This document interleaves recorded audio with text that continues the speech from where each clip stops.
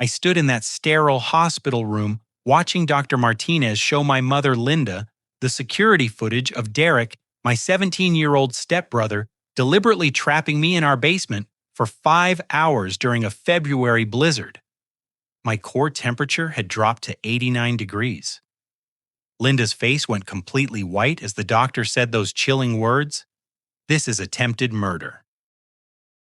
But that moment changed everything, not just about Derek, but about discovering the real reason my stepfather Harold married my mother and the family secret that nearly killed me but ultimately saved other innocent lives. My name is Augustus, and I'm 28 years old.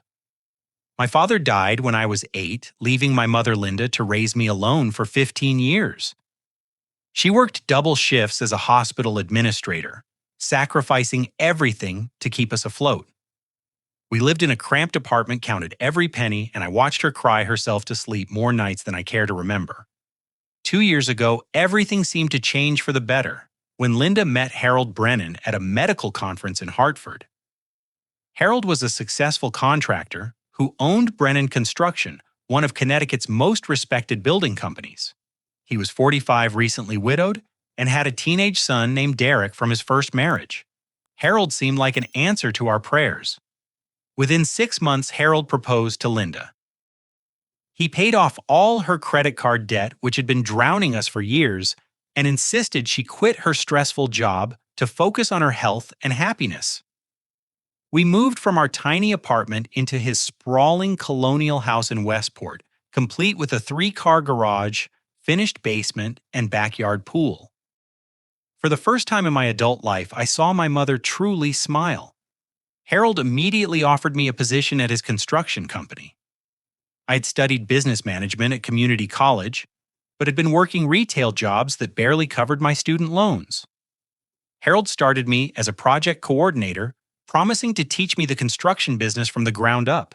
I was grateful beyond words and determined to prove myself worthy of his generosity. Derek was a junior in high school, captain of the soccer team, and maintained a 4.0 grade average. He was tall, athletic, with sandy brown hair and an easy smile that charmed everyone he met. Teachers loved him, neighbors praised him, and Harold beamed with pride whenever Derek's name came up.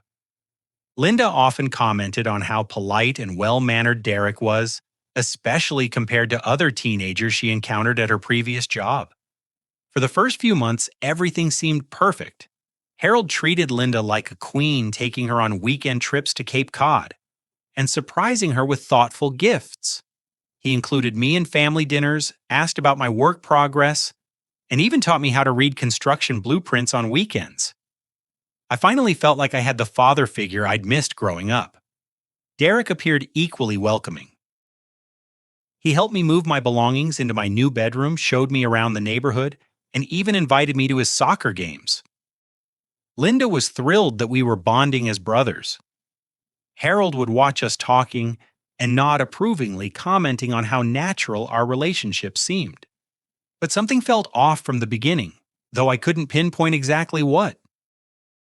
Derek's smile never quite reached his eyes when he looked at me. His helpfulness felt calculated rather than genuine. When we were alone, his demeanor shifted subtly. The warm friendliness he displayed in front of our parents became cooler, more distant. I told myself I was being paranoid, that it was natural for both of us to need time adjusting to our new family dynamic. 3 months after the wedding, small things began going wrong with my personal belongings. My laptop charger disappeared from my desk drawer. Tools I borrowed from Harold's workshop vanished from my room. My work boots, which I'd left by the garage door, were found days later in the basement covered in paint that made them unwearable. Each incident seemed minor and easily explainable. Derek suggested I was probably just misplacing things due to stress from the new job and living situation. When I mentioned these incidents to Linda, she dismissed them as adjustment issues. "You're both learning to share space," she said gently. "These things happen in blended families. Give it time, sweetheart." Harold agreed, suggesting I was probably being forgetful due to learning so much new information at work. I wanted to believe them, so I pushed down my growing unease. Then Derek's behavior became more targeted and deliberate. I discovered my carefully organized project files had been shuffled randomly, making me look unprepared during an important client meeting. My alarm clock was mysteriously reset to the wrong time, causing me to oversleep and arrive late to a job site inspection. When I questioned Derek about these incidents, he looked genuinely confused and concerned, asking if I was feeling all right, and suggesting maybe I should see a doctor about stress-related memory problems. The breaking point came when I found Derek going through my dresser drawers while I was supposed to be at work. I had returned unexpectedly to grab forgotten blueprints and caught him red-handed examining my personal documents. When confronted, Derek didn't even flinch. He claimed he was looking for batteries for his calculator and thought I might have some in my room. His explanation was smooth, reasonable, and delivered with such sincere confusion that I almost believed him myself. That night I tried talking to Linda about Derek's behavior. I explained finding him in my room, the missing items, and the suspicious timing of various problems. Linda listened patiently, then sighed deeply. "Augustus, honey, you need to be the bigger person here. Derek is just 17. He's dealing with his father remarrying and suddenly having an older stepbrother. Maybe he's acting out a little, but that's normal teenager behavior. Try to show him some patience and understanding." When I persisted, explaining that Derek's actions seemed too coordinated to be random teenage rebellion, Linda's expression hardened slightly. "I think you might be overanalyzing things because you're stressed about fitting into a new family. Derek has been nothing but kind and welcoming to us. Harold raised him to be respectful and considerate. Maybe you're looking for problems that aren't really there." Her words stung because they contained just enough truth to make me question my own perceptions. Was I being paranoid? Was my gratitude for Harold's generosity making me hypersensitive to any potential threats to our new stability? I decided to give Derek the benefit of the doubt and focus on building a positive relationship with him. That decision almost cost me my life. Because what I didn't understand then was that Derek wasn't just acting out or struggling with family changes. He was systematically working to destroy my place in the family, and he was far more calculating and dangerous than any of us could have imagined. My willingness to be the bigger person wasn't kindness, it was enabling a predator who was just getting started. Over the following months, Derek's campaign against me intensified in ways that were both subtle and devastating. He had studied my routines, my work responsibilities, and my relationships within the family and company. Every attack was carefully planned to maximize damage while maintaining his own plausible deniability. The first major incident happened during a crucial presentation I was scheduled to give to potential clients for a luxury home renovation project. I'd spent weeks preparing a detailed PowerPoint presentation, complete with cost analyses, timeline projections, and design mock-ups. The night before the meeting, I double-checked everything on my laptop before going to bed. When I woke up, the entire presentation had been deleted from my computer with no backup copies remaining. I frantically tried to recover the files, but they were completely gone. The meeting was in 3 hours, and I had no choice but to attempt recreating the presentation from memory. The resulting disaster was predictable. I stumbled through disorganized explanations, couldn't provide specific cost figures, and looked completely unprepared in front of clients who had specifically requested to work with Harold's company based on our reputation for professionalism. Harold was mortified. In front of the clients, he maintained his composure and promised to follow up with detailed written proposals.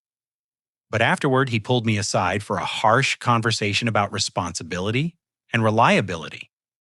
"Augustus, I've given you incredible opportunities here," he said, his disappointment evident. "But this kind of carelessness reflects badly on our entire company. These clients drove 2 hours to meet with us specifically because of your project coordination. We can't afford mistakes like this." When I tried explaining that my presentation had mysteriously disappeared, Harold's expression grew skeptical. "Files don't just vanish, Augustus. Either you didn't save your work properly, or you're making excuses for poor preparation. Either way, it's your responsibility to have backup systems in place. He wasn't wrong about backups, but his dismissal of my explanation stung deeply. That evening, Derek approached me with apparent concern. "I heard about what happened with your presentation," he said sympathetically. "Dad seemed pretty upset. Maybe you should consider using cloud storage or external drives for important work files. I learned that lesson the hard way when I lost a term paper last year." His advice was reasonable and delivered with such genuine seeming concern that I almost thanked him. But something in his eyes bothered me. There was a flicker of satisfaction behind the sympathetic expression, gone so quickly I almost missed it. I began to suspect Derek might have deliberately deleted my files, but I had no proof and couldn't understand how he would have accessed my password-protected laptop. 2 weeks later, I was assigned to oversee installation of custom cabinetry at a high-end residential project. The work required precise measurements and coordination between multiple subcontractors. I arrived at the job site to discover that several cabinet units had been delivered to the wrong specifications, causing significant delays and requiring expensive reorders. When I checked my paperwork, I found that someone had altered the measurement specifications on my order forms. The changes were subtle but crucial, written in handwriting that looked similar to mine but with slight differences I couldn't quite identify. Harold was furious, particularly because the client was a prominent local businessman who had specifically requested to work with our company. "This is the second major mistake in a month, Augustus," Harold said during a tense meeting in his office. "I'm starting to wonder if you're really cut out for this type of work. Construction requires absolute attention to detail and reliability. Our reputation depends on getting things right the first time." I tried explaining that someone had tampered with my order forms, but Harold's patience was wearing thin. "Who would do that, and why do you think one of our workers is sabotaging your projects? That's a serious accusation that requires proof. Without evidence, it just sounds like you're making excuses for your own errors." He was right about needing proof, but I was becoming convinced that Derek was somehow responsible for these incidents. The problem was that Derek maintained perfect behavior whenever Harold or Linda were around. He continued earning excellent grades helping with household chores and showing respect to our parents. Any accusations I made would sound paranoid and jealous, especially given Derek's stellar reputation. Derek's next move was even more sophisticated. He began spreading subtle rumors among Harold's construction crew, suggesting that I was unreliable and potentially dangerous to work with. He volunteered to help with job site deliveries on weekends, giving him access to workers who didn't know him well. During these interactions, Derek would casually mention concerns about my stress levels, my tendency to make careless mistakes, and his worry that I might be struggling with substance abuse. The rumors were crafted brilliantly. Derek never directly accused me of anything, instead expressing brotherly concern about my behavior and asking workers to keep an eye on me for safety reasons. "Augustus has been under a lot of pressure lately," he would say. "I'm worried he might be taking risks to try to prove himself. Would you mind just watching out for him on the job sites? I don't want him to get hurt because he's trying too hard." These conversations positioned Derek as a caring younger brother, while subtly undermining my credibility and competence. Workers began treating me with increased scrutiny, questioning my decisions and reporting minor issues directly to Harold instead of working through me as project coordinator. My authority on job sites eroded gradually but noticeably. The most dangerous incident occurred while I was inspecting scaffolding at a commercial renovation project. I was 25 feet up checking the stability of newly installed supports when several crucial bolts holding my section of scaffolding suddenly loosened simultaneously. The platform tilted dramatically, and I barely managed to grab a vertical support beam before falling. My hard hat tumbled to the ground below, and I hung suspended for several terrifying seconds before other workers could stabilize the structure. Harold was called immediately to investigate the near accident. When we examined the scaffolding, we discovered that multiple bolts had been loosened just enough to create instability without being obviously tampered with. Harold assumed it was a case of inadequate initial installation by the scaffolding subcontractor, but I suspected something more sinister. That weekend, I decided to confront Derek directly about my suspicions. I found him in his room studying for advanced placement exams, surrounded by textbooks and looking every inch the dedicated student. When I accused him of sabotaging my work and endangering my safety, Derek looked genuinely shocked and hurt. "Augustus, why would you think I'd do something like that?" he asked, his voice filled with apparent confusion and pain. "I know we're still adjusting to being family, but I would never try to hurt you or make you look bad at Dad's company. Maybe you should talk to someone about these suspicions. It sounds like you're under a lot of stress, and paranoid thoughts can be a sign of bigger problems." His response was so reasonable and concerned that I began questioning my own judgment. Was I becoming paranoid due to work pressure? Were these incidents really just unfortunate coincidences combined with my own inexperience in the construction industry?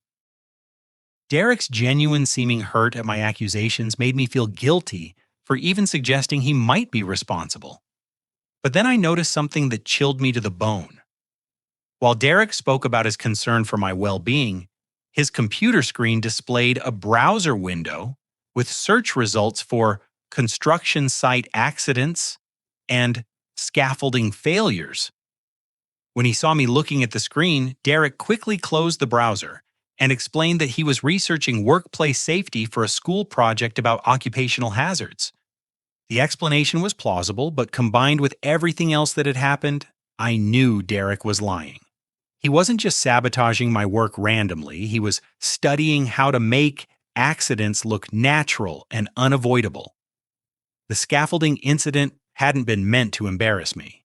It had been designed to seriously injure or kill me, while appearing to be an unfortunate workplace accident. That night, I lay awake realizing that Derek wasn't a troubled teenager acting out due to family stress. He was calculating, methodical, and potentially deadly. But I still had no concrete proof, and any accusations I made would sound like paranoid delusions from someone who couldn't handle the pressure of his new job and family situation. What I didn't know was that Derek's campaign against me was just the beginning. He had been building towards something much worse, something that would either eliminate me permanently or destroy my credibility so completely that no one would ever believe anything I said about him again. The basement incident wasn't a spontaneous escalation. It was the carefully planned culmination of months of psychological warfare designed to look like a tragic accident. Friday evening, February 9th, brought the worst blizzard warning Connecticut had seen in over a decade. The National Weather Service predicted 18 to 24 inches of snow, with temperatures dropping to single digits and wind gusts reaching 40 miles per hour. Schools and businesses throughout the region announced closures, and emergency management officials urged residents to stay indoors and avoid all unnecessary travel. Harold and Linda were scheduled to attend a critical business conference in Boston that weekend. Harold's company was bidding on a major commercial development project, and the conference included meetings with investors and city planning officials that could secure Brennan Construction's financial future for years to come. Despite the weather warnings, they decided to leave Friday afternoon, hoping to reach Boston before the storm intensified. "I hate leaving during weather like this," Linda said, packing her overnight bag with obvious reluctance. "Are you sure you boys will be okay here alone?" Harold was loading his laptop and project files into his briefcase. "They're both adults, Linda. Augustus knows how to monitor the house systems, and Derek is responsible enough to handle anything that comes up. Besides, we'll be back Sunday evening and the storm should pass by then." I assured them I would keep an eye on everything. Our house had a backup generator, well-stocked pantry, and reliable heating system. I planned to spend the weekend organizing project files and maybe catching up on some reading. Derek was supposedly planning to hang out with his friend Jason, possibly staying over at Jason's house if the roads became too dangerous for travel. As Harold and Linda loaded their car, Derek approached me with an unusually friendly demeanor. Since we're both going to be stuck here tonight, want to order some pizza and maybe watch a movie, he suggested. We never really get time to hang out without the parents around. Might be a good chance to actually bond as brothers. His offer surprised me, but I was cautiously hopeful that maybe we could finally establish a better relationship. The past months of tension and suspicion had been exhausting, and I wanted to believe that Derek's hostility had been temporary adjustment issues rather than something more sinister. That sounds great, I replied. What kind of pizza do you want? We ordered from Antonio's, a local Italian place that promised delivery even during the storm. While waiting for food, we settled in the living room and made small talk about schoolwork and our plans for the future. Derek seemed genuinely interested in hearing about my experiences in the construction industry and asked thoughtful questions about project management and client relations. I've been thinking about maybe studying business in college, Derek mentioned casually. Dad's company could really use someone with formal education in management and finance. He's built everything through experience and hard work, but the industry is getting more competitive and complex. I found myself warming to this version of Derek. He was intelligent, articulate, and showed real insight into the challenges facing family businesses. For the first time since moving into the house, I began to believe that my suspicions about him had been unfounded paranoia brought on by work stress and adjustment difficulties. The pizza arrived around 7:30, delivered by a brave driver who warned us that the roads were becoming impassable and this would probably be his last delivery of the night. We ate in front of the television, watching weather updates and discussing the storm's potential impact on local construction projects. Around 9 o'clock, Derek suddenly remembered something. "Oh, I almost forgot," he said, standing up and stretching. "Mom asked me to bring up some of the Christmas decorations from the basement storage room. She wants to pack them away properly for next year, but we never got around to it after New Year's."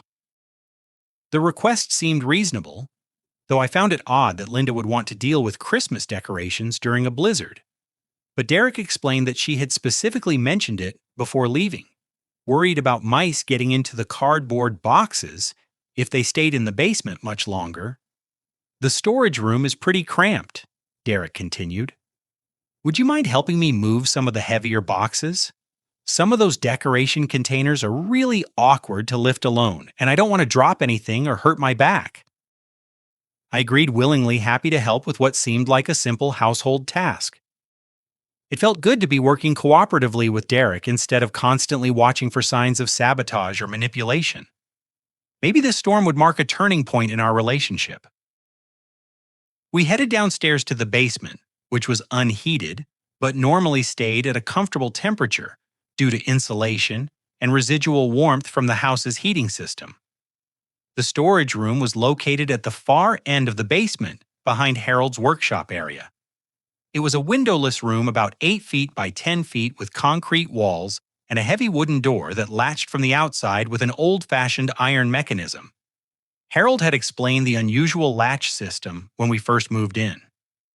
The room had originally been designed as a root cellar in the 1920s, with the external latch meant to keep the door sealed against moisture and pests. The mechanism was sturdy and secure, but it could only be operated from outside the room, a safety feature that prevented anyone from being accidentally trapped inside during the home's early decades. Derek opened the heavy door and switched on the bare bulb that provided the room's only lighting. Cardboard boxes were stacked along the walls filled with Christmas ornaments, holiday lights, and seasonal decorations. If we can move the bigger boxes out into the main basement area. Derek suggested I can sort through everything and repack the stuff that needs better protection. I entered the storage room and began examining the boxes to determine which ones needed 2 people to move safely. The largest containers were indeed heavy and awkward, filled with glass ornaments and ceramic decorations that Linda had collected over the years.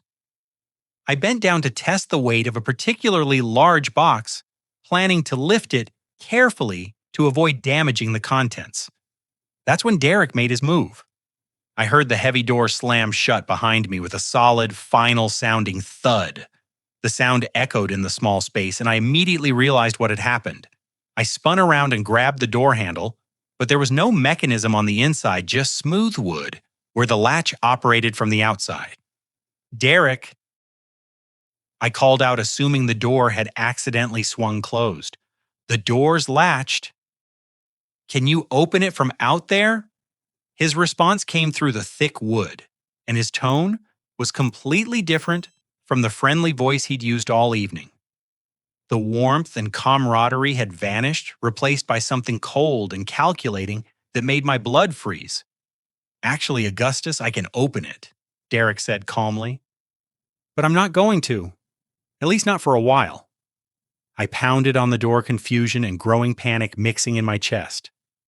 What are you talking about, Derek? This isn't funny. Open the door right now. I'm going to Jason's house for the weekend. Derek continued, his voice eerily calm and matter-of-fact. I'll probably remember to let you out when I get back Sunday night. Maybe. Depends on how much fun I'm having, and whether I think you've learned your lesson about trying to turn my father against me. The reality of the situation crashed over me like ice water. This wasn't a prank or a momentary loss of temper. Derek had planned this. He had lured me into the storage room, deliberately using the Christmas decoration story as bait. I was trapped in an unheated basement room during a blizzard with no way to escape, and no one expected to return until Sunday evening. Derek, you need to let me out right now, I said, trying to keep my voice steady and authoritative. This isn't a game. The temperature is dropping, and this room has no heat source. This could be dangerous. I know exactly how dangerous it is, Derek replied, and I could hear the smile in his voice. I've been researching hypothermia survival times and basement temperatures during winter storms. Did you know that unheated basements can drop to near freezing temperatures when the outside air gets cold enough, especially when someone opens a few windows to help the cold air circulate? My heart hammered against my ribs as I realized the full scope of Derek's plan. This wasn't just about teaching me a lesson or making me uncomfortable. He intended to create conditions that could kill me while maintaining plausible deniability about his involvement. If I died of hypothermia in the basement, it would look like a tragic accident, someone who accidentally got locked in a storage room during a winter storm. I could hear Derek moving around in the main basement area, and soon I felt cold air beginning to flow into the storage room from under the door. He was opening windows and possibly adjusting heating controls to maximize the cold air circulation. The temperature in my prison was already starting to drop noticeably. Derek, please, I said, pressing my face close to the door. Whatever problems you think we have, we can work them out. You don't want to do something you'll regret for the rest of your life. I'm not going to regret anything, Derek responded cheerfully. When I get back Sunday night, I'll discover that you accidentally got locked in the storage room while trying to help with decorations. It'll be a terrible tragedy. Dad and Linda will be devastated, but they'll comfort each other and eventually move on. And I'll be the perfect son helping them through their grief. His casual discussion of my potential death was more terrifying than any threat or display of anger would have been. Derek wasn't acting in the heat of emotion, he was executing a carefully planned murder while discussing it as calmly as he might describe weekend plans or homework assignments. I heard his footsteps moving toward the basement stairs and panic surged through me. Derek, wait, you can't just leave me here. Think about what you're doing. I have thought about it, he called back, his voice already growing distant as he climbed the stairs. I've thought about it for months. You've been trying to take my place in this family since the day you moved in. Well, now you don't have to worry about fitting in anymore. Problem solved. The basement door at the top of the stairs slammed shut, and I heard the deadbolt turn.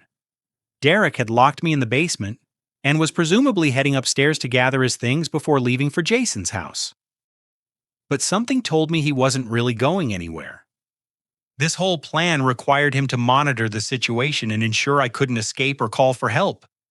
I was trapped in a windowless room with no heat source during one of the worst blizzards in Connecticut history, by someone who had spent months studying the most effective ways to kill me while making it look accidental. The cold air was already making my breath visible, and I could feel the temperature dropping steadily. Derek had planned every detail perfectly, except for one thing he couldn't have anticipated.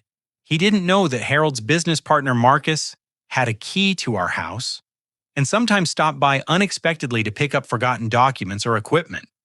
If Marcus didn't show up this weekend, I would probably die exactly as Derek intended. But even if someone did find me in time, I was beginning to realize that surviving this night would only be the first step in a much larger battle. Derek had revealed his true nature, and there would be no going back to pretending we were just family members with normal adjustment issues.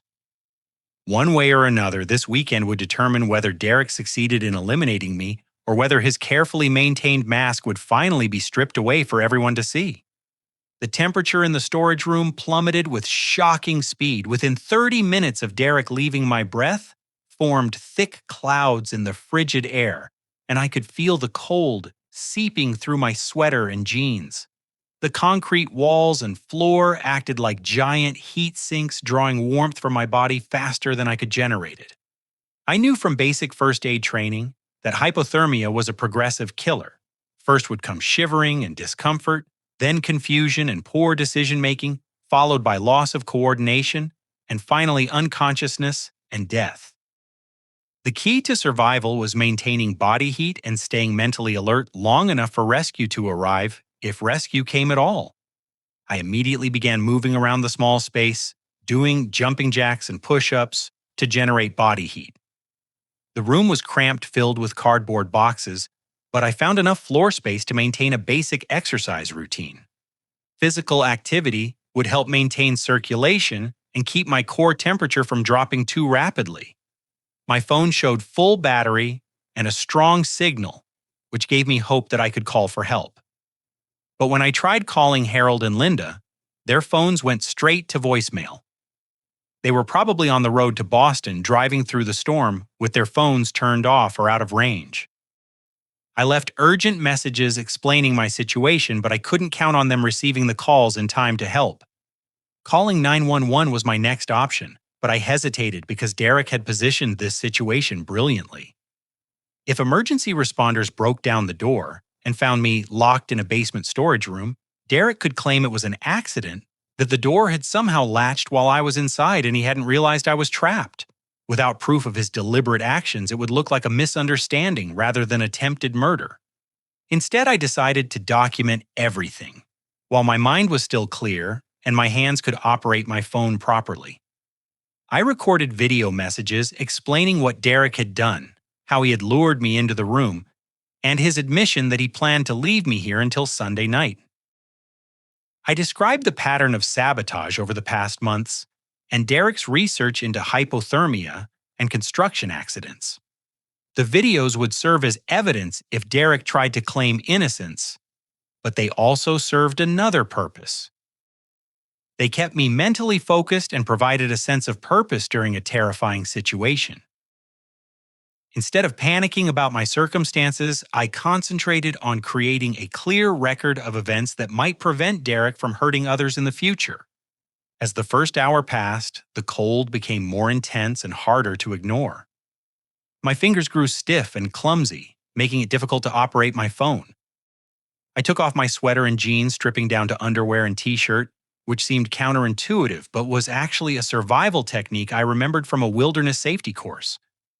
Wet or damp clothing could accelerate heat loss, and vigorous exercise in multiple layers had already made me slightly sweaty. I used my phone's flashlight feature to provide minimal warmth, holding the device close to my core and alternating which parts of my body received the slight heat it generated. Every few minutes, I would do another round of exercises, push-ups, jumping jacks, running in place to maintain circulation and keep my muscles active. The most frightening part was when I began noticing early signs of hypothermia affecting my thinking. Simple tasks like unlocking my phone or recording coherent video messages became more difficult. My speech started slurring slightly, and I had to concentrate harder to form complete sentences. I knew these were warning signs that my core body temperature was dropping into dangerous territory. Around the 2-hour mark, I managed to access our home security system through an app on my phone. Harold had installed comprehensive monitoring throughout the house, including cameras and motion sensors, and he had given me administrative access to check the system while they were away. What I discovered made my blood run even colder than the air temperature already had. Derek wasn't at Jason's house.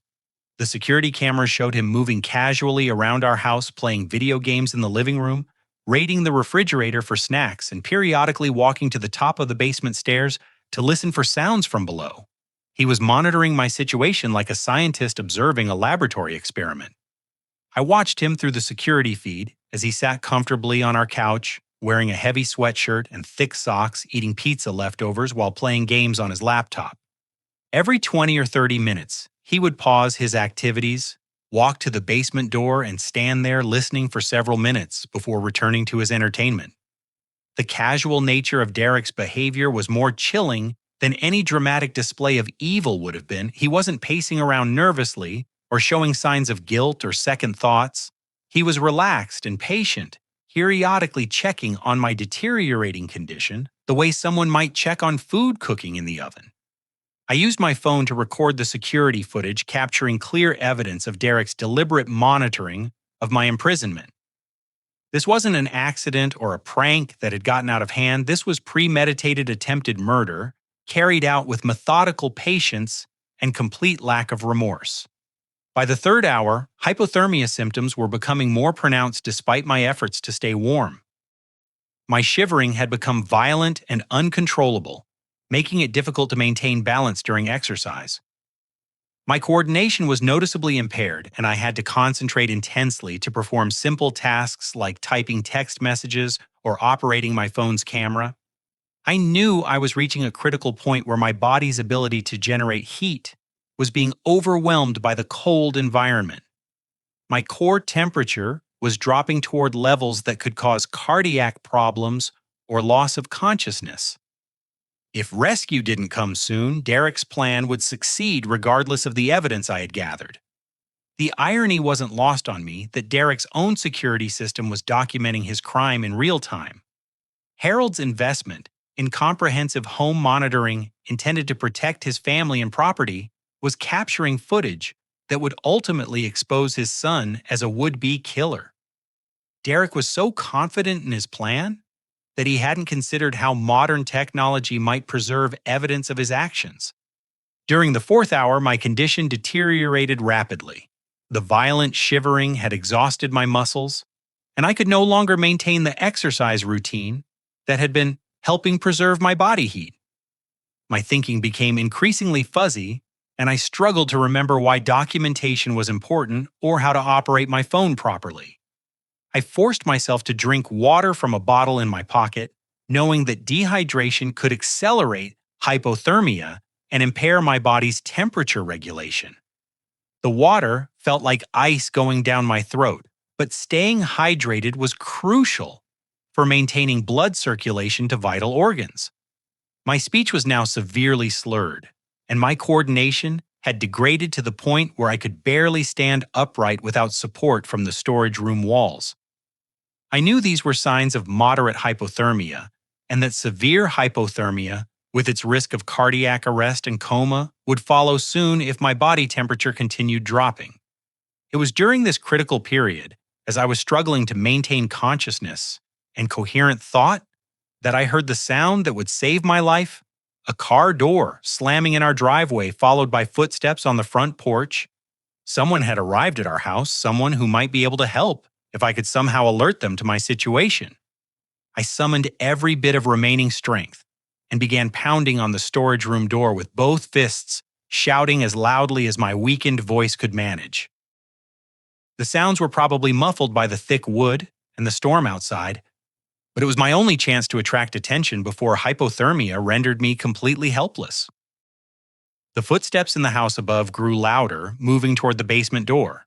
I could hear voices, Derek talking to someone, his tone shifting to surprise and concern. Then I heard the basement door open and heavy footsteps on the wooden stairs. "Help!" I managed to shout, though my voice was weak and my words barely intelligible. "Locked in storage room! Help me!" The footsteps moved quickly across the basement floor, and then I heard the most beautiful sound in the world, the iron latch being lifted and the heavy door swinging open. Cold air from the main basement rushed into the storage room, but it felt warm compared to the Arctic conditions I'd been enduring for nearly 5 hours. Marcus Brennan Harold's business partner stood in the doorway looking shocked and horrified.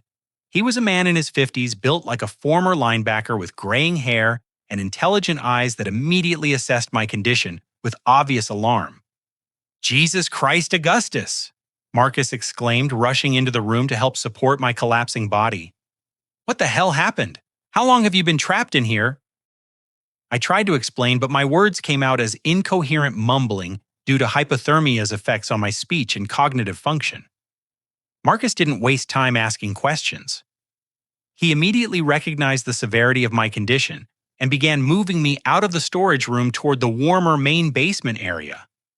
"Derek!" Marcus shouted up the stairs. "Call 911. Right now Augustus is in hypothermia and needs immediate medical attention." I could hear Derek responding from upstairs, his voice filled with apparent shock and concern. "Oh my God, what happened?" "Is Augustus okay? I'll call the ambulance right away." Even in my confused state, I marveled at Derek's acting ability. He sounded like a genuinely worried stepbrother who had just learned about a terrible accident. If I hadn't been documenting his behavior through the security system, even I might have believed his performance. Marcus wrapped me in his heavy winter coat and began rubbing my arms and legs to stimulate circulation. "Stay with me, Augustus," he said firmly. "Help is coming. You're going to be okay." As sirens approached our house through the blizzard, I managed to whisper one crucial piece of information to Marcus. "Check security cameras." Derek did this on purpose. Marcus's expression changed immediately, becoming grim and understanding. He nodded once to show he'd heard me, then focused on keeping me conscious until paramedics could take over my care. What I didn't know at the time was that Marcus had been suspicious of Derek for months, based on his own observations and experiences with sociopathic behavior. Derek's attempted murder of me was about to be exposed not just through the evidence I had gathered, but through the insights of someone who had recognized Derek's true nature long before anyone else in our family. The next few hours would reveal truths that would shatter our family's foundation, but they would also bring justice and prevent Derek from claiming future victims. My survival wasn't just a personal victory. It was the beginning of Derek's downfall and the exposure of secrets that Harold had been trying to hide for years. The emergency room at Hartford Hospital became the setting for revelations that would expose years of hidden truths and transform our family forever. Paramedics had transported me through the blizzard with lights and sirens, monitoring my vital signs as my core body temperature registered a dangerous 89 degrees Fahrenheit, just degrees away from severe hypothermia that could have caused cardiac arrest. Dr. Maria Martinez, the emergency physician who treated me, was a woman in her 40s with dark hair, pulled back in a practical ponytail, and eyes that reflected both professional competence and genuine compassion. She had seen hypothermia cases before, but rarely under circumstances that immediately raised red flags about potential criminal activity.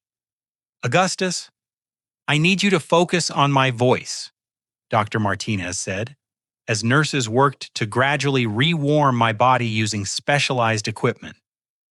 "Can you tell me how long you were exposed to cold temperatures?" My speech was still slurred, and my thinking remained fuzzy, but I managed to explain that I had been trapped in an unheated basement room for approximately 5 hours during the blizzard.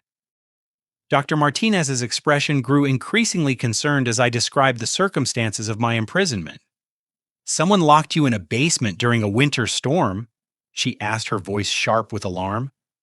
"Was this accidental, or was someone trying to harm you?"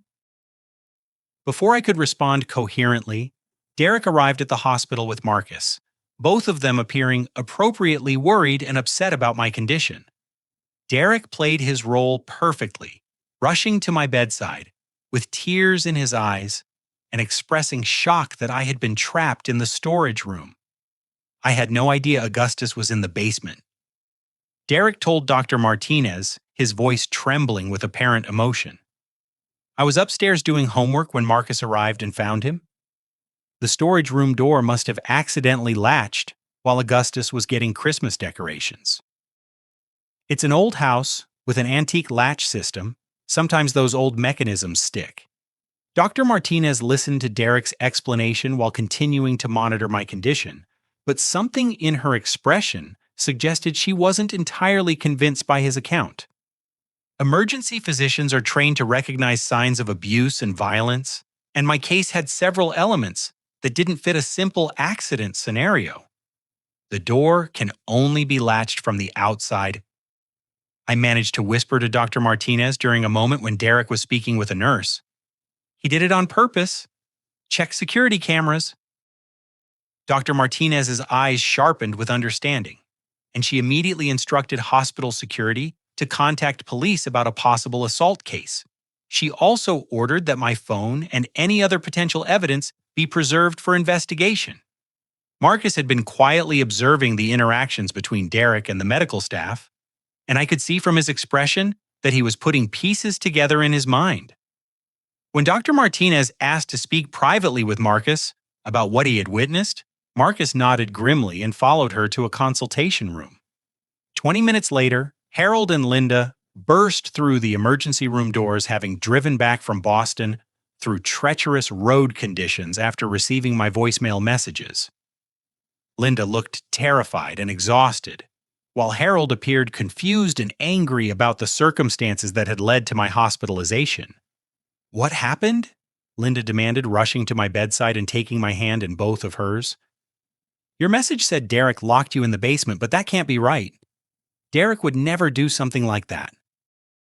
Harold's face was grim as he looked between Derek and me, clearly struggling to understand how such a serious incident could have occurred in his own home. "Augustus, I need you to explain exactly what happened tonight. Start from the beginning and tell me everything."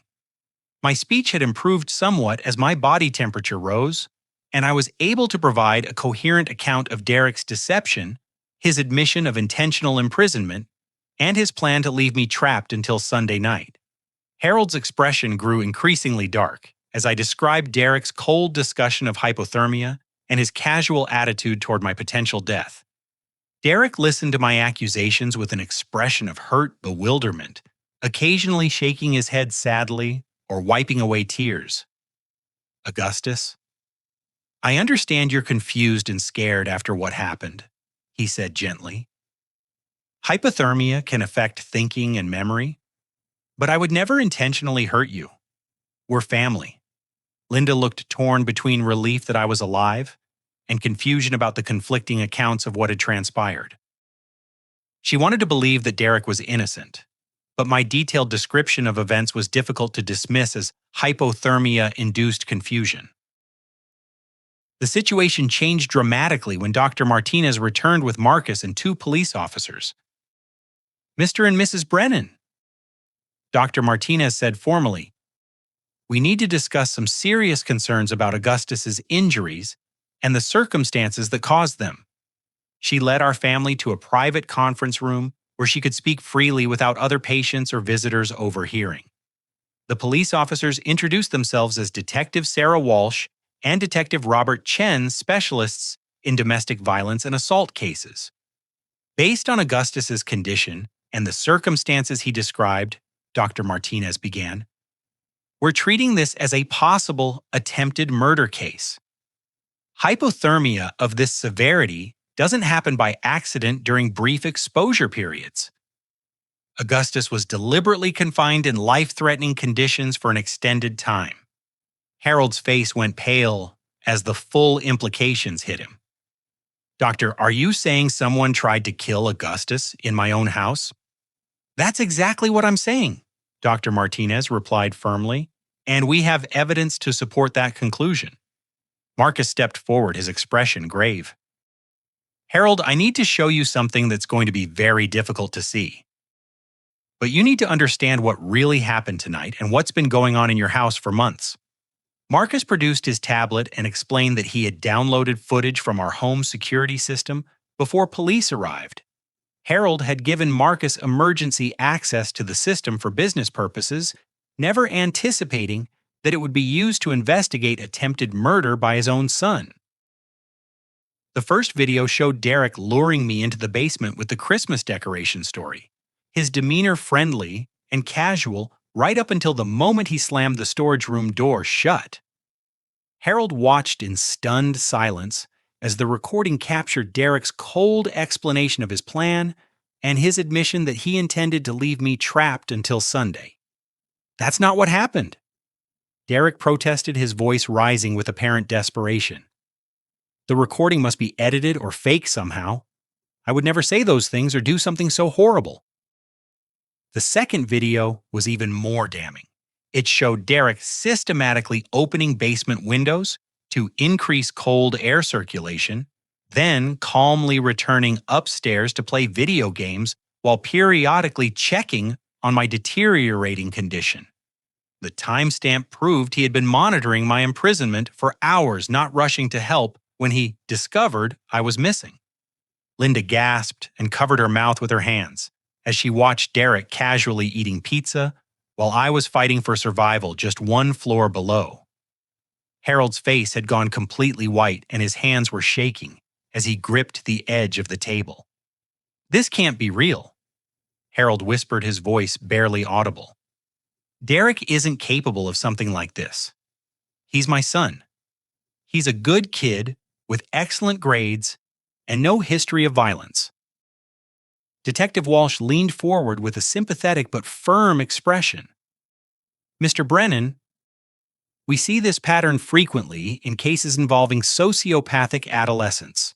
They maintain perfect public personas while engaging in extremely dangerous behavior behind closed doors. The premeditation and lack of remorse shown in these videos are consistent with serious antisocial personality disorder." Marcus cleared his throat and addressed Harold directly. "Harold, there's something else you need to know. I've been documenting incidents involving Derek for the past 6 months because his behavior reminded me of my nephew Tyler, who was diagnosed as a sociopath after he killed a family pet." Marcus explained that he had been quietly investigating Derek after noticing similarities to dangerous patterns he had experienced in his own family.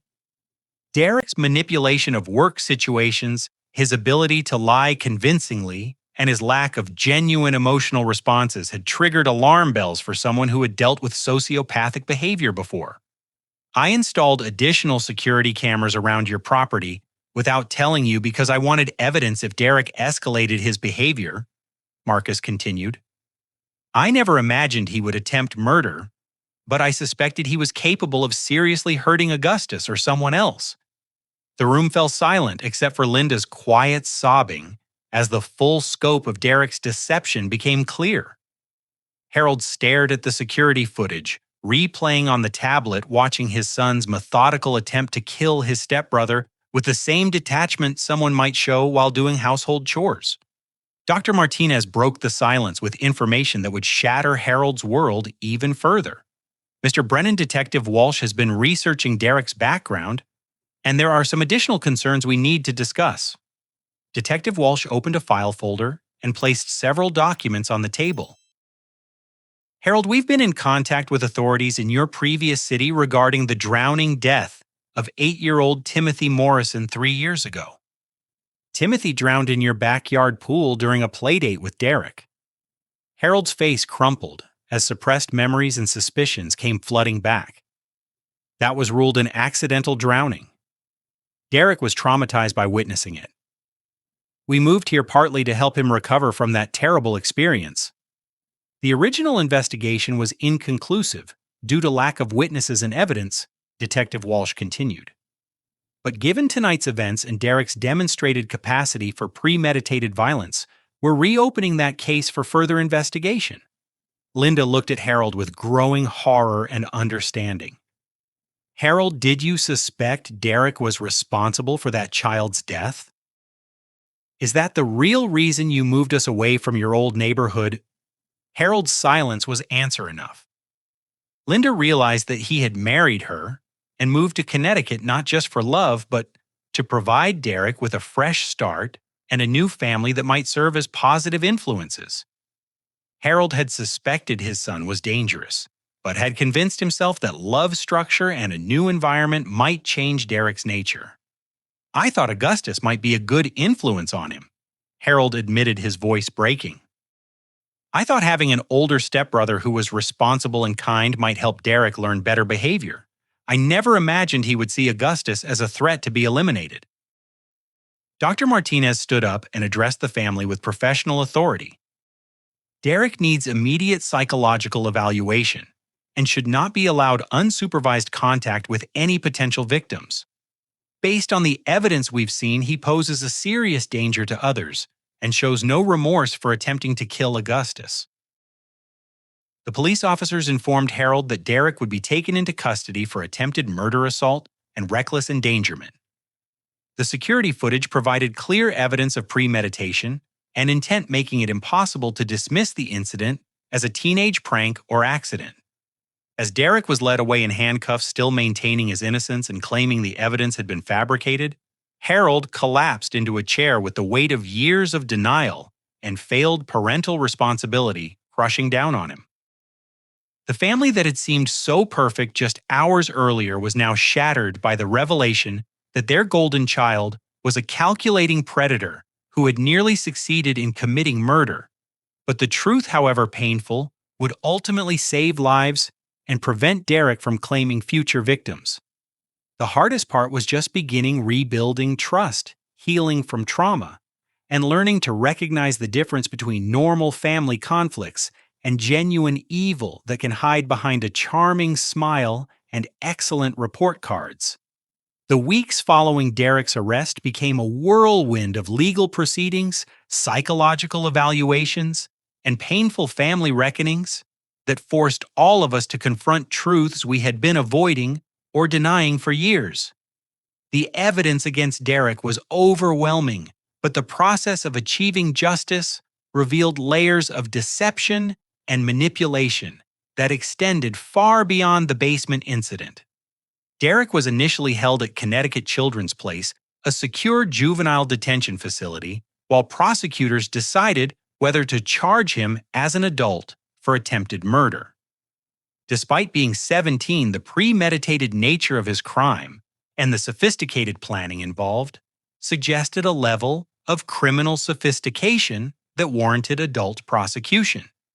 Dr. Jennifer Hawkins, a forensic psychologist specializing in adolescent antisocial behavior, conducted extensive evaluations of Derek over a 3-week period. Her findings were both illuminating and chilling, revealing the depth of Derek's psychological disturbance and his potential for future violence. Derek exhibits classic symptoms of conduct disorder with antisocial personality traits. Dr. Hawkins explained during a meeting with prosecutors and our family. He shows no genuine remorse for his actions, demonstrates sophisticated manipulation skills, and displays a concerning lack of empathy for others' suffering. The psychological evaluation revealed that Derek had been fantasizing about harming others for years, starting with small animals and escalating to elaborate plans involving human victims. He had researched methods of killing that would appear accidental, studied police investigation techniques to avoid detection, and practiced manipulation strategies to maintain his innocent reputation. Most concerning is Derek's view of other people as objects to be manipulated rather than individuals with inherent worth. Dr. Hawkins continued. He sees relationships as games to be won and views violence as an acceptable tool for achieving his goals. Without intensive intervention, he will almost certainly escalate to more serious crimes. Harold struggled deeply with the reality of his son's nature, cycling through denial, anger, and devastating guilt about his role in enabling Derek's behavior. During one particularly difficult family therapy session, Harold broke down completely as he confronted years of ignored warning signs. I knew something was wrong, Harold admitted through tears. After Timothy Morrison drowned, I found Derek's search history on his computer. He had been researching drowning times, how long someone could survive underwater, and whether pool accidents were thoroughly investigated by police. Linda reached across the therapy room to take Harold's hand, her own face streaked with tears of empathy and shared grief. Why didn't you tell me about this when we got married? I had a right to know that Derek might be dangerous. Harold's explanation revealed the complex psychology of a parent desperately hoping his child could change.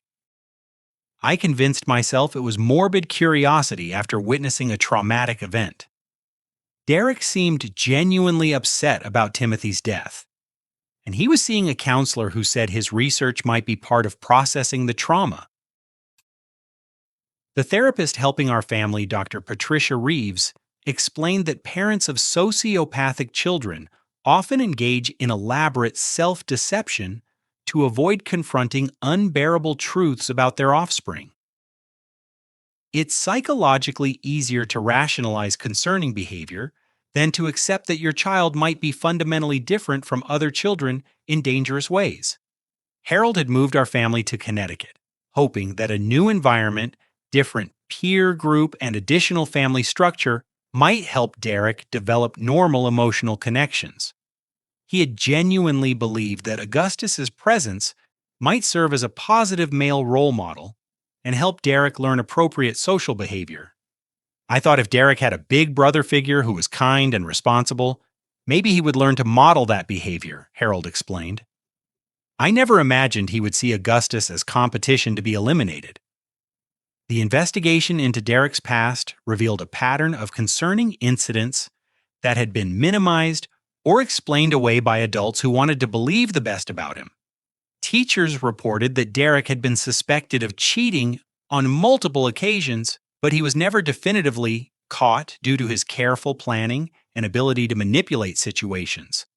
Former neighbors described incidents where family pets had gone missing or been found dead under suspicious circumstances, always when Derek was in the area, but never with direct evidence linking him to the deaths.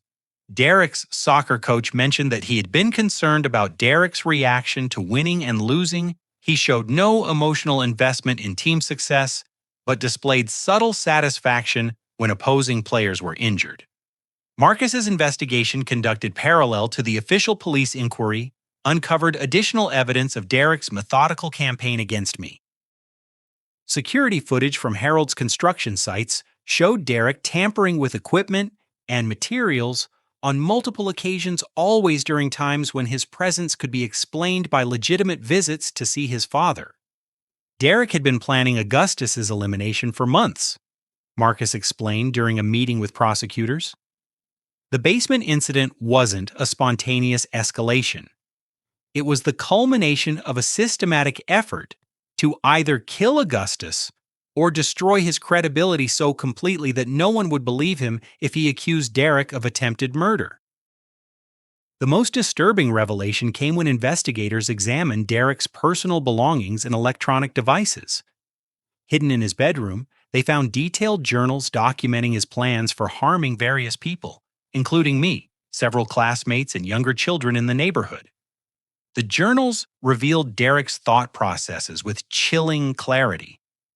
He had studied each potential victim's routines, identified their vulnerabilities, and developed elaborate scenarios for harming them while avoiding detection. The entries showed no emotional connection to his intended victims. They were described like scientific experiments or puzzles to be solved. One journal entry about me read, "Augustus trusts too easily and wants to believe people are good. This makes him easy to manipulate, but also dangerous because he might eventually recognize patterns if I'm not careful. Better to eliminate him before he becomes suspicious enough to convince the parents." Prosecutors decided to charge Derek as an adult for attempted murder in the first-degree assault in the first degree and reckless endangerment. The evidence of premeditation was overwhelming, and Derek's psychological evaluation suggested he posed an ongoing danger to society that required serious legal consequences. Harold faced the most difficult decision of his life, whether to support Derek through the legal proceedings or cooperate fully with authorities to ensure justice was served. After weeks of agonizing consideration and multiple therapy sessions, Harold chose to testify against his biological son. "Derek is my child and I love him," Harold said during his victim impact statement. "But he attempted to murder Augustus, who is also my son now, through adoption and love. I cannot protect someone who tried to kill a member of our family, regardless of our biological relationship." Harold's testimony provided crucial background information about Derek's history and helped establish the pattern of concerning behavior that preceded the attempted murder. His willingness to prioritize justice over misguided parental loyalty sent a powerful message to Derek that his actions had consequences even within his own family. Linda's healing process involved confronting her own role in dismissing my concerns about Derek's behavior. She had wanted so desperately to believe in the perfect blended family that she had ignored warning signs and minimized my complaints about Derek's sabotage. "I failed you by not listening when you tried to tell me Derek was hurting you," Linda told me during one of our therapy sessions. "I was so focused on making our new family work that I didn't protect you from someone who was systematically trying to harm you." The legal proceedings took 8 months to reach resolution, during which time Derek remained in juvenile detention while awaiting trial. His behavior during incarceration was telling. He showed no remorse for his actions and repeatedly tried to manipulate staff members and other detainees. He filed multiple grievances claiming his treatment was unfair and attempted to present himself as a victim of false accusations. During the trial, Derek's defense team argued that he was a troubled teenager who had made a serious mistake in judgment, but was not fundamentally evil or beyond rehabilitation. They claimed the basement incident was a prank that got out of hand, not a premeditated murder attempt. The prosecution systematically dismantled this defense by presenting the security footage, Derek's research into hypothermia, his journals documenting plans to harm multiple people, and expert testimony about the sophisticated nature of his manipulation and deception. The evidence painted a clear picture of someone who had carefully planned and executed an attempt to kill me while maintaining plausible deniability. Derek showed no emotion during the trial proceedings except when he thought the judge or jury were watching. During those moments, he would display appropriate remorse and confusion, but when he believed no one was observing him, his expression returned to cold indifference. The verdict came after just 4 hours of jury deliberation. Derek was found guilty on all charges and sentenced to 15 years in prison, with the possibility of parole after 10 years contingent on successful completion of intensive psychological treatment and demonstrated genuine remorse for his actions. Judge Patricia Martelli, who presided over the case, addressed Derek directly during sentencing. "Your actions demonstrate a level of premeditation and callous disregard for human life that is deeply disturbing in someone your age.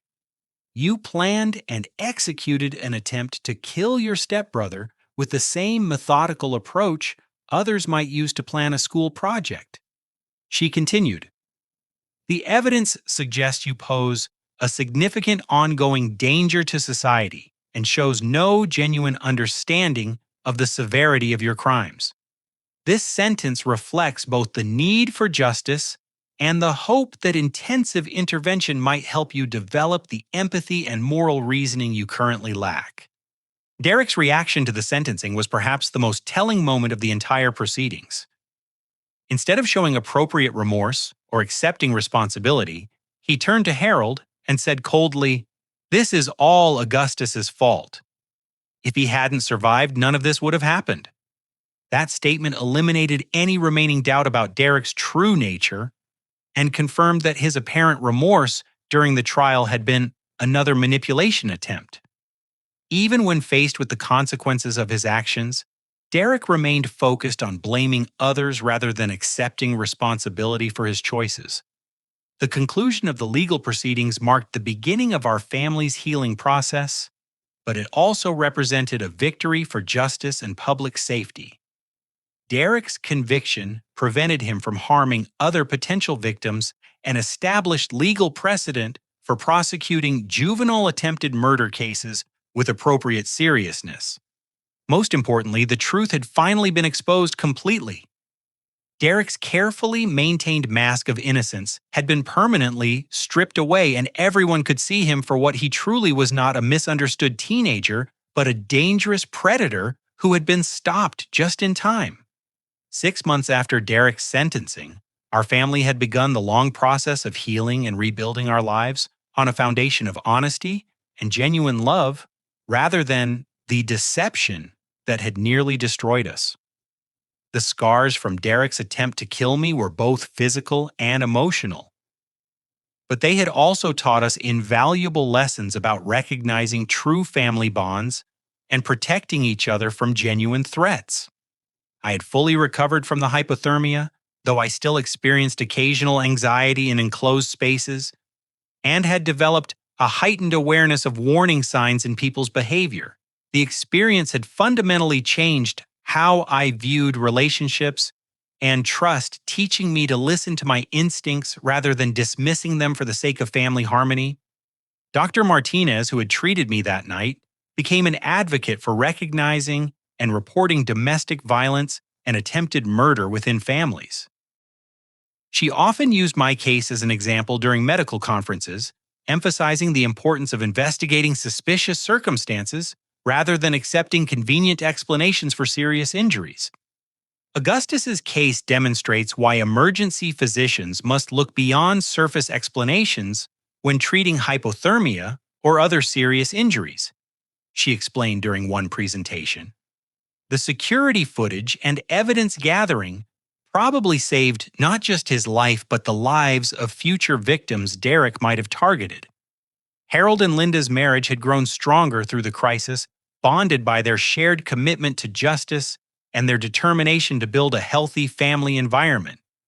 Harold had undergone extensive therapy to process his guilt about enabling Derek's behavior and to develop better skills for recognizing manipulation and deception. I learned that loving someone doesn't mean protecting them from the consequences of their actions. Harold reflected during one of our family therapy sessions.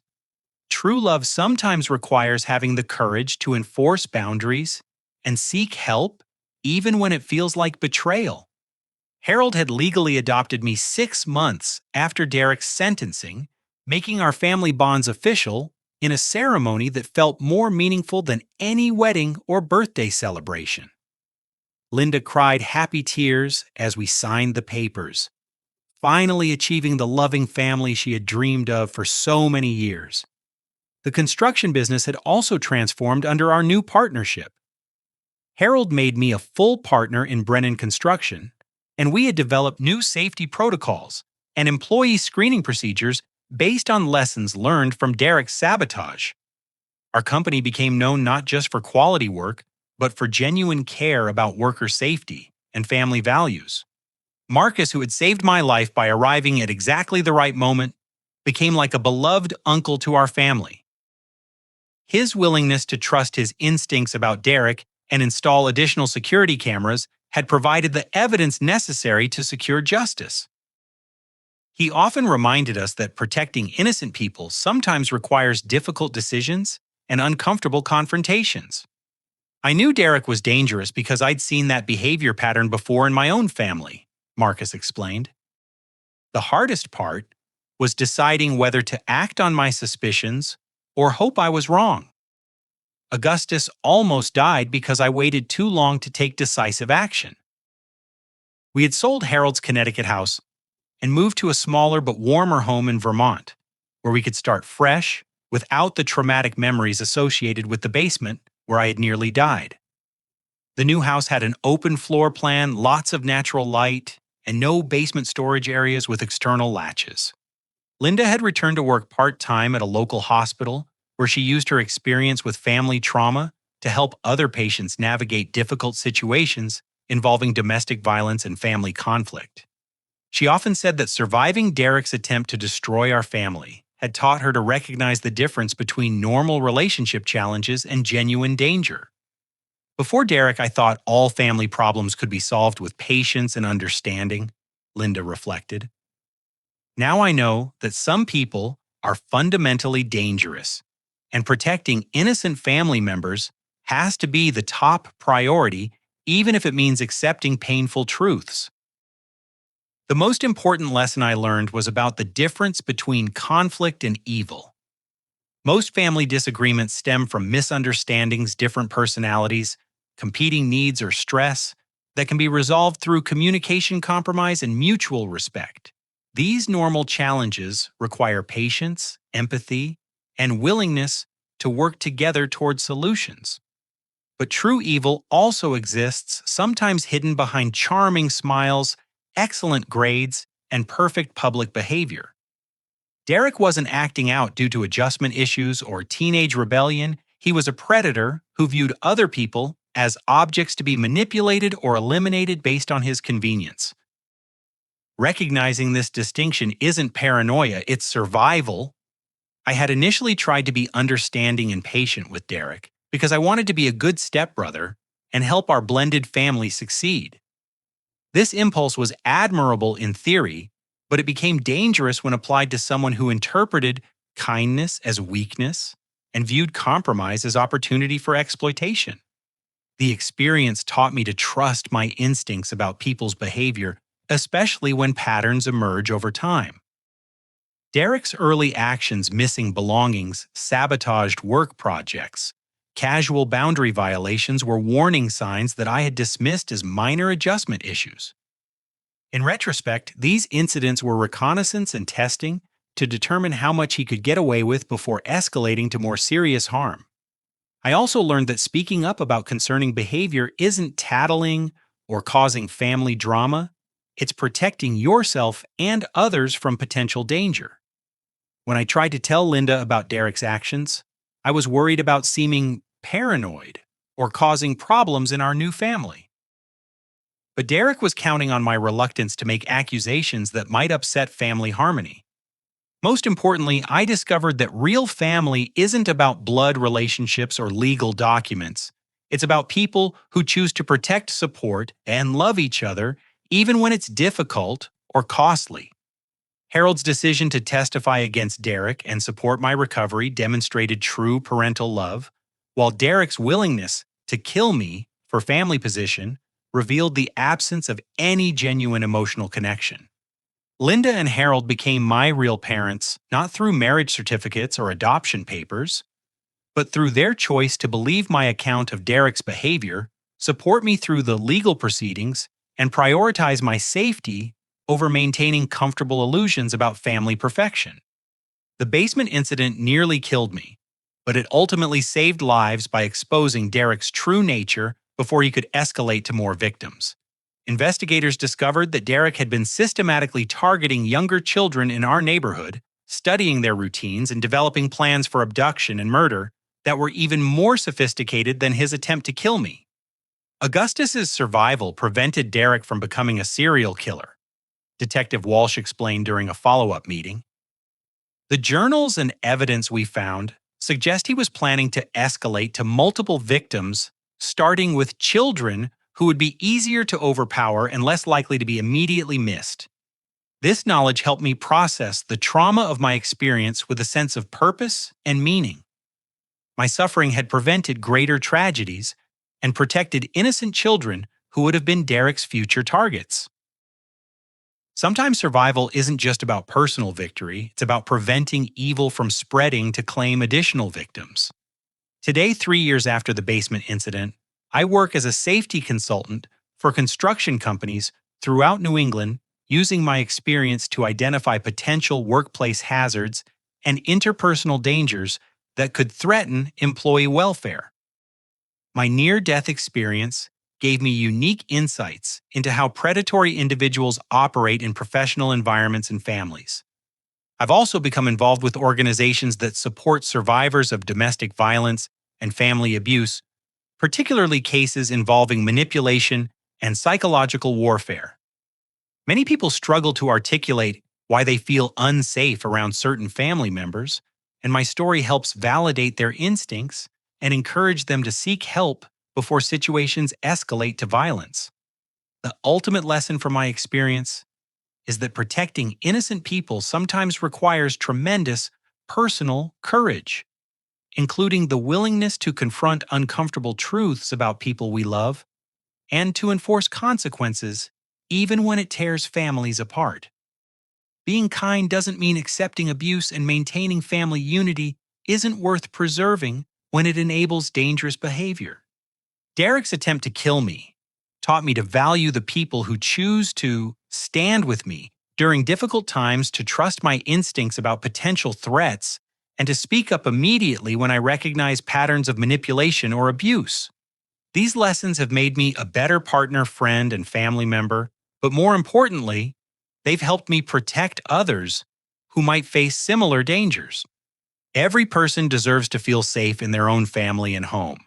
When that safety is threatened by someone who views relationships as opportunities for exploitation rather than connection, the most loving response is to seek help, gather evidence, and take whatever action is necessary to protect innocent lives, even if it means accepting that some people we care about are fundamentally different from us in ways that make coexistence impossible. The hypothermia nearly killed me, but surviving it taught me the difference between love and manipulation, between family loyalty and enabling dangerous behavior, and between normal conflict and genuine evil. These distinctions might be uncomfortable to acknowledge, but recognizing them is essential for building relationships based on mutual respect rather than fear, and for protecting the truly innocent from those who would harm them. If you've ever felt unsafe around a family member, but dismissed those feelings because you thought you should be more understanding or patient, I want you to know that your instincts matter. Trust them. Document concerning behavior. Seek help from people who will take your safety seriously. You don't have to wait until someone tries to kill you to acknowledge that certain relationships are dangerous rather than just difficult. Have you ever experienced a situation where your instincts warned you about someone's behavior, but you ignored those feelings to keep peace in your family or workplace? How did you eventually learn to trust your own judgment about potentially dangerous people? I'd love to hear your thoughts in the comments below. And if this story resonated with you, please like this video, subscribe for more real-life stories about overcoming family challenges, and share it with someone who might benefit from hearing about the importance of trusting their instincts about dangerous relationships. Thank you for listening to my story and for supporting others who have faced similar challenges. Remember that you deserve to feel safe and respected in all your relationships, and that protecting yourself from harm isn't selfish. It's necessary for building the kind of life and family you truly deserve.